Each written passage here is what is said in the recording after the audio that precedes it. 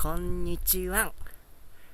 本日はヒノキ塚奥峰にやってまいりました。いや、いい紅葉が見れてよかったね、福ちゃん。けど紅葉のピークはもうちょっと先やと思いますけども、これ、迷い岳、池小屋山、そして大峰。ここの紅葉は綺麗です。ほれほれ、素晴らしい。今から明神岳の方行きます。